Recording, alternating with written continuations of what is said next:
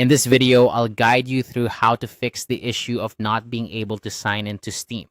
If you're facing trouble logging into your Steam account, it can be frustrating, but don't worry. Together, we'll explore some straightforward troubleshooting steps to get you back online.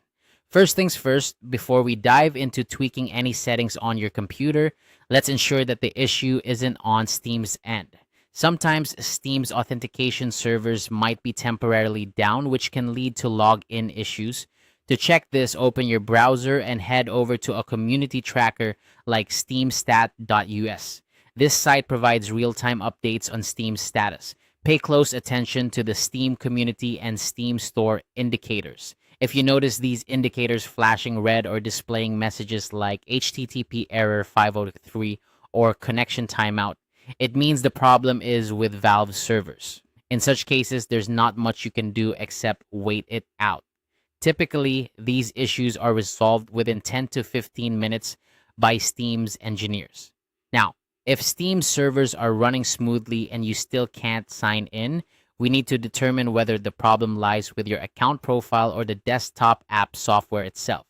To do this, open a web browser like Chrome, Edge, or Firefox and try logging in at store.steampowered.com. If you successfully log in without any issues, this indicates that the problem might be a corrupted file in your desktop client application. In this scenario, consider reinstalling the Steam client to refresh the application files.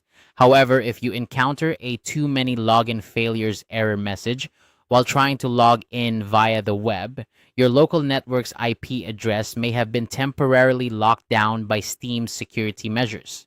This can happen if there have been multiple failed login attempts in a short period.